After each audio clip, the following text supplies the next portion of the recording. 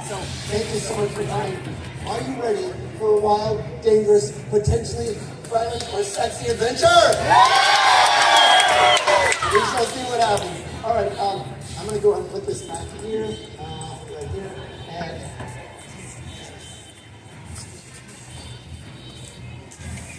I'm going to tell you a quick story as the last people keep coming in. Welcome, welcome. There's still some shade over here if you like. Up in the front there. That's it. And here is my tale, my origin story. I was born and raised in the mythical land of Midland, Texas. It was a rough place to be different, you know what I mean? But when I was in 7th grade, a friend of mine gave me something that changed my life forever. And I want to share it with you here today. Of course, I'm talking about the good book, The Player's Handbook. Now, Faire, and those of you who don't know this book, it was written in 1974 by a man named Gary Gygax in Wisconsin. Let's hear it for D&D. 15th anniversary, yeah. Now, I love this book. It's like a portal to another world. All you gamers out there are many, many worlds. But 2 days after my friend gave this to me, his mother called my mother and said, "Oh my God, I'm so sorry. My son gave your son something evil." Because she fallen for what was known as the satanic panic. Yeah, that's real, look that up. And she said to my mom, she goes, "If you give me that book back, I promise I will burn it for you." And my mother's a very delicate woman, so she said, "Hell no." Let's hear it for good parents. That same year, I was cast as Lysander in A Midsummer Night's Dream. If you know Midsummer, you know it's the gateway drug to Shakespeare, right? There's magic, there's a guy named Bottom that gets turned into an ass. It's hilarious. I love it. I love Shakespeare. I got to wear tights, learn stage combat, and those two things, Dungeons and Dragons and Shakespeare, showed me there was so much more to the world than that little town. You feel me? So today, on this stage, be you bard, be you assassin, thief, cleric, paladin, or druid, be you lawful good or chaotic evil. I will take you on an adventure that will only be told once in this world. It has never happened before, and it will never happen again. If you are ready for our wild and dangerous adventure, say aye! Excellent. I'm going to get people out there to be the players of the game, as you said. So, someone out there is going to choose our main character from amongst these 55 characters from Shakespeare. And we're going to mix it with these random monsters from D&D and see who survives. So when I come out looking for volunteers and I look at you, make sure I see enthusiastic eyes. I'm going to pick as many of you as I can to be players. We are about ready to begin. So I'm going to run off stage, run back on, strike a pose. Sir, my eyes are up here. Then I'm going to give a prologue and start choosing players for the game.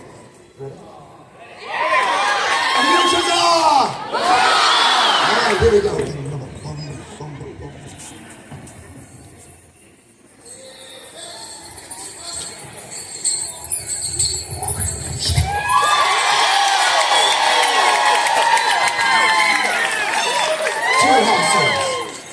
Both are like you're about to see. One of comedy and tragedy, the other of quest and skullduggery. Of the bard I speak with words. Of the game I speak with nerds. So come along and play with me, or get thee to another age. Wherefore art thou, gamers dear? For adventure doth await us here. 'Twould be a critical fail to miss this show. Like rolling a woman into the 20 room. That you have, slumbered here, while these monsters did appear. Come not between the dragon and his wrath. You may have killed him. Let me do the math. Is this the fourth dagger I see before me? It's what's in store for the BBEG. Big bad evil guy. We'll take a character from a Shakespeare plot into a fantasy quest that's oh so wrong. I'll be your DM upon these boards, where Juliet may fight barbarian hordes. If we shadows have offended, do a saving roll and try and mend it. I stretch my out upon the stage, So pick up your axe and your character page. Let's now depart. Gather near. Hell is empty. All the devils are here! There were 9 Shakespeare plays in that prologue. Excellent. We shall begin. Your gentles, we may get someone we love dearly as our main character. We may get a horrible villain. If we do, maybe they will learn important life lessons. Or maybe they will be disemboweled by orcs. I don't know what's going to happen. So our main character from Shakespeare, we shall meet. I love all of you. God says everybody decide. Literally a monster. Get up here, get up here. Yes, right this way. Are you a drama nerd? Yes, excellent. What's your name? Faith. Let's hear for Faith, everyone! Faith, you shall be our main character today. I hope you live. Reach in and grab a character, but I would like you to try to find someone that's much too away for you. It doesn't have to be a good person. And I'll be using the gender pronoun Shakespeare originally assigned, so reach in and see me.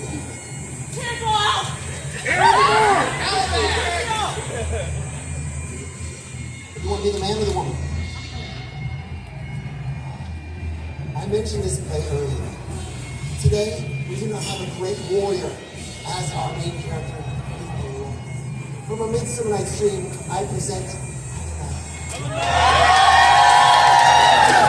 Helena knows love. She loves love. She loves being in love. And this day, she may be viciously killed by monsters. Now, that's going to be your main character. Now, we do not have time to roll for all of her stats. So, just tell me, what do you think Helena's highest and lowest stat would be? She's just a lover, but she means well. She's well born. What would you give her highest and lowest stat? Charisma. You have a high charisma. Remember to use that. Okay, lowest. Let's go with Constitution because she's probably one of the 1%. She's not around a lot of journeys like us.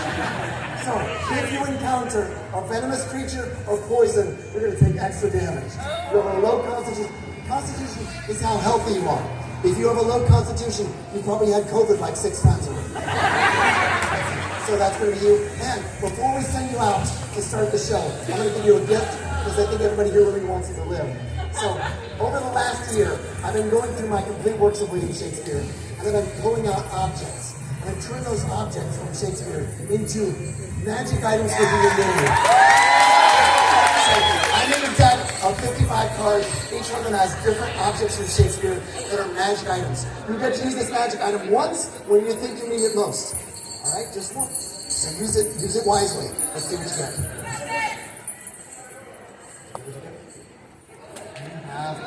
Oh no. Anyone know the most violent play in all of Shakespeare? They are, but I think Titus takes the cake. You have taken the dagger of Titus, a bloody blade. Now here's the thing. With this blade, once, you can get double damage. But only if you use it on creatures friendly to you.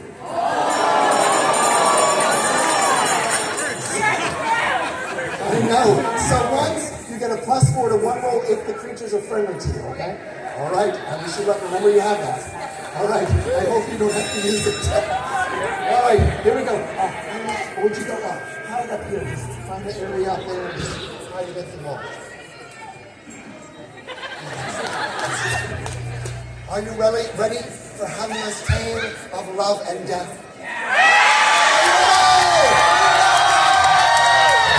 My good gentles, upon these boards, this day, a tale, perhaps of magic and mischief, a tale perhaps of love, a tale perhaps of blood and steel. But this day, we take an innocent bird, and out of the nest they go into a dangerous and wild world. I present sweetly Helena! When Helena did walk places, it is almost as if she glided on air. She almost flitted about. If you would watch her move from the one side of a glade to the other, it was like watching a dancing bit of light in the air.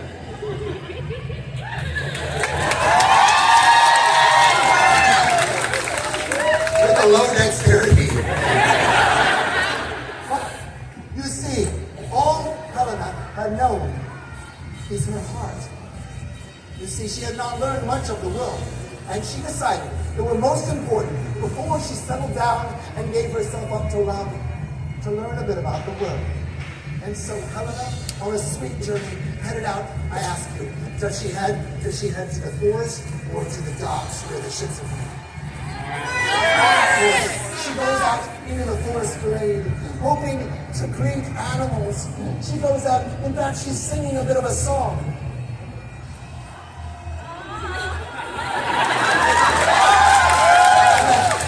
And Helena, she doesn't think she needs anyone in this world, but there is someone there.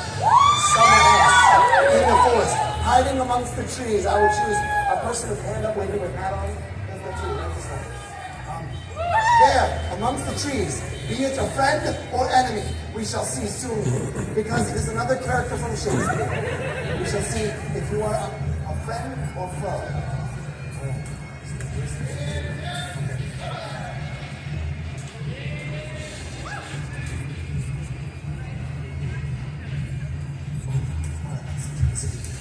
Before King Henry was King Henry, he was a ne'er-do-well prince. And he loved to party. He just liked to sword fight and get in bar brawls and go to brothels. I present teenage King Hal from Henry IV. Now, Prince Hal was a dashing young man. And he saw this young maid singing in the trees. Prince Hal, you don't know, could be a creature in disguise, could be a beautiful maiden. What do you say?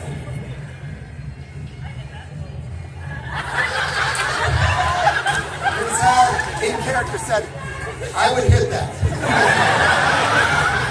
Now we don't know, does he mean physically hit that? If it is a beast, mayhaps he will have to.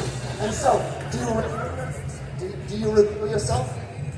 All right, step forward, and what do you say loudly to Helena?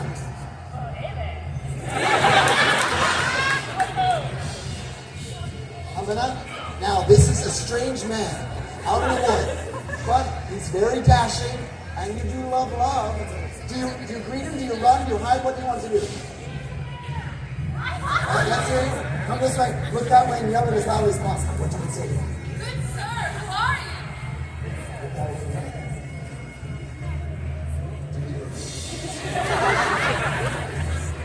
I am the prince. A prince of Faire. Much farther than you traveled, I'm sure.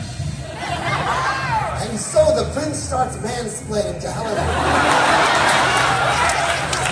Now, Helena, she's learned, she's read her books. You do recognize him, but I believe you're trying to see what he has, what he's going to say to you, and hearing all his smoke down to you. What do you do? I dismissed him and run away. And so, Prince Hal, you've never had a young maid do this to you before. As Helena raises her hand to your face and runs in a different direction. If you roll a 12 or higher, you disappear into the trees. An 11 or lower, you fall right here at the feet of Hal. Let's go. A 3. Helena raises her hand and it falls like a little innocent victim damsel. And Hal brings his hand and places against Helena.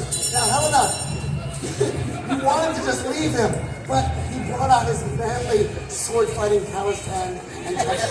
Now, as the two of them sit here, gazing into each other's eyes, the prince falling for her, Helena, well, how do you feel?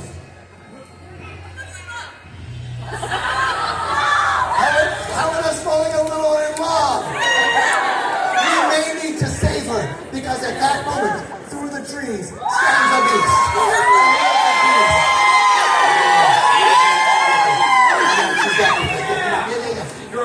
monster right this way. Excellent. The first beast in the trees. Oh, you smell human flesh and love in the air.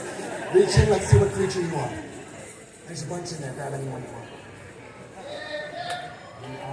Well, you're called a salamander. That's a giant evil creature, and it carries a spear and has fire attacks with the spear and its tail. It's giant. So, now we get into the salamander. Let's hear some noise. He's working out right now, the salamander, the shoulder. And so, the salamander, I'm not in salamander, and so, the salamander. You see these two look at each other. Now, what do you wish to do?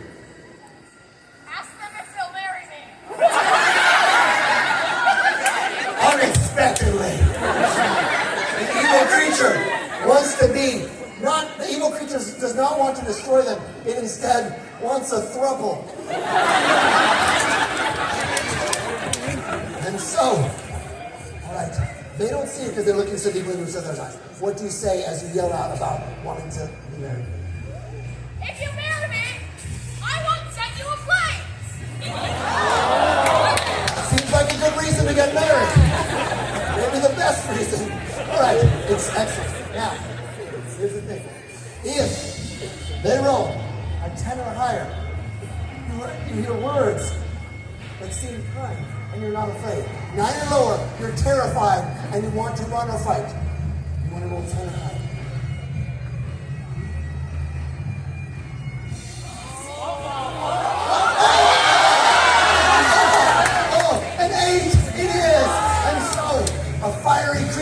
Evil creature comes out of the trees and says, "Marry me or I'll kill you." And now, what do you wish to do? You too. You can run, you can fight. It turns out Prince Hal is a coward. And after all that bravado, leaps into Helena's arms. Helena, it's up to you. You have a small dagger on your side. Do you want to fight? Do you want to run? Do you want to push Prince Hal into the beast? What do you wish to do? I'll push out of the beast. Excellent. Helena, this is a strength roll to see if you can help Prince Hal out of your arms. If you roll a 7 or higher, Prince Hal is thrown into the salamander's arms. 7 or higher, we have a 3. Was it crossed with crooked? It was a little bit crooked. All right. A little bit crooked. God. 7 or higher.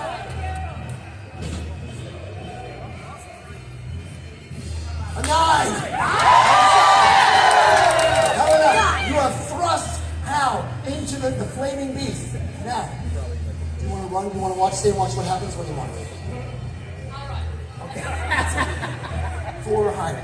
4 or higher to escape. That's easy. Grab A. A 2. Helena falls down again. Can't seem to run away.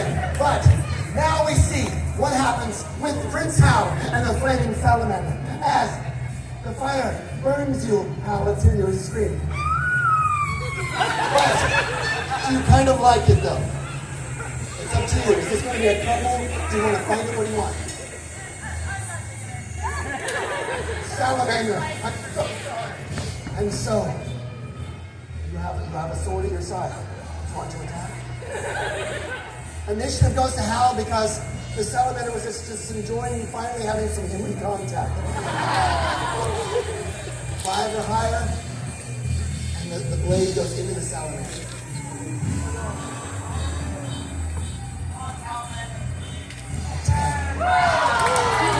Down goes the salamander with a horrible, unearthly noise. Good, excellent. Come back, sit back on the bench. And so, Hal, you are badly burned. Your love, this one you were starting to adore, pushed you into the fire of the creature and then fell down. What do you wish to do?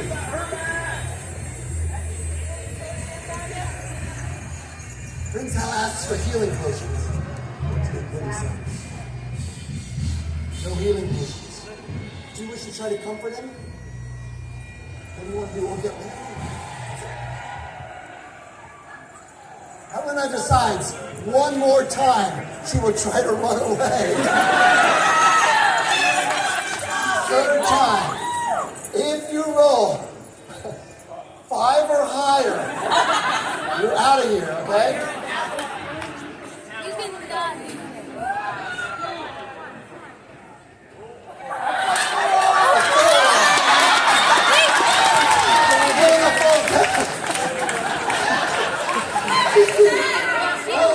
That's definitely skip leg day. Just can't get out of it. There's such low body weakness. Once again falls. Now how? This good lady, she keeps trying to get away from you. Take a hit, someone says.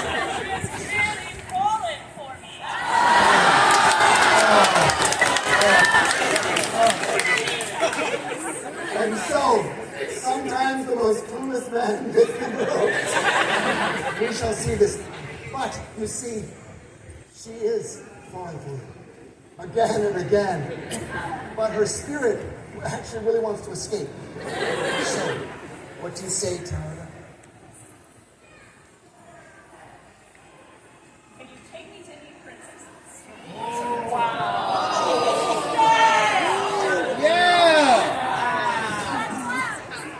What a cad. Prince Hal asks for princesses as if Helena is not enough. Helena, I think you need to rid the world of this cad. And so, Helena decides to go along with Prince Hal and lead him into the dark chasms, the underground lair of either the Goblin King or the Dark Elves. Dark Elves or Goblin King? Which one? Goblin King. This underground. And it is said, if you can sacrifice nobility to the Goblin King, you yourself will have great power. But you can decide what to use, what way you would use it. And so, Helena leads Prince Hal as if they were happily. They skip but lightly because Helena keeps falling down. Down into the labyrinth, underneath the mountain high. The chasm below, they head into the dark caves. Very good. Keep flow around, go check things out.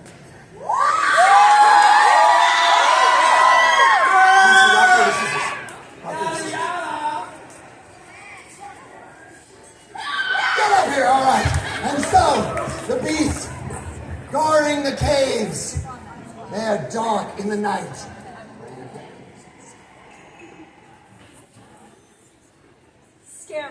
Scarecrow.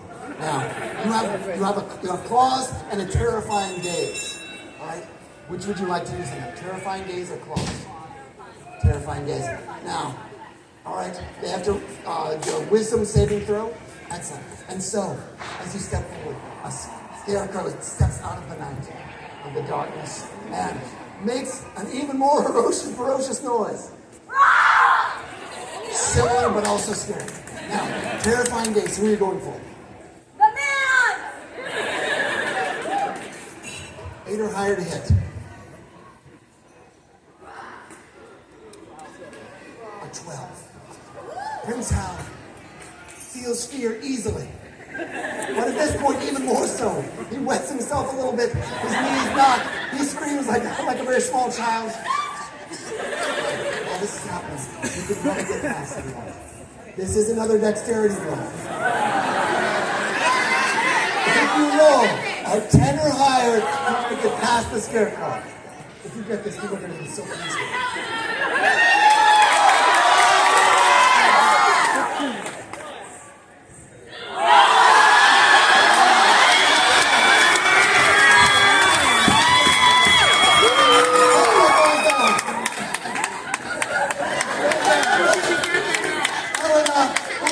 Most of this entire adventure on her back, and not in a good way.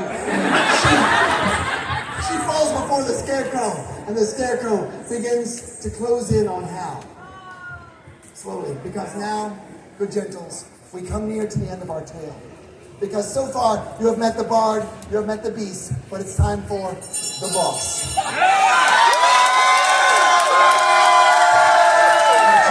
That person, and you with the red hair and the chop. Come on. All right, right this way. way. Yes, you, and yes, you with the flowers. That's right this way. Both of you. We have 4 people coming up to be the final beast. Scarecrow, go over to Hal a little bit. You all. You are the final beast for our adventure. Come right over here. Smallest one gets to choose. That will be you. All right, find the character and then you might find any of the cards. The 4 of you, form up. Because I present there at the cave. Below there's a chasm here that you can throw a royal body into. But before it is a gelatinous cube. Undulating. Good. Yeah, undulating. Now, here's the way our roll goes. Our final roll of this show. The gelatinous cube may win everything. You see, Prince Hal, you're terrified. But you can snap out of this. And we're going to have 3 rolls. Prince Hal, if you roll highest, you snap out of the fear. In fact, you turn to Helena and you say, I'm sorry I was so pushy. I respect you as a woman. And you are in charge if you want to contact me. Sleeping. That could be really nice. Or, if you win, you get to grab Prince Hal, defeat the gelatinous cube, throw him into the chasm, and you become queen of the realm. If you win, kill everyone. Including the one on the bench. Just kill them all. All right, here we go. All right, so our final roll. We've got 3 rolls. We have Hal becoming a decent gentleman and growing up finally. We have Helena, who finally stands on her own, literally and figuratively, and kills the gelatinous cube and pitches Hal into the chasm, becoming queen. Or dissolve them slowly. And when you're dissolving them, it hurts really bad. Just a lot of pain. I'm having so much fun. You all having fun?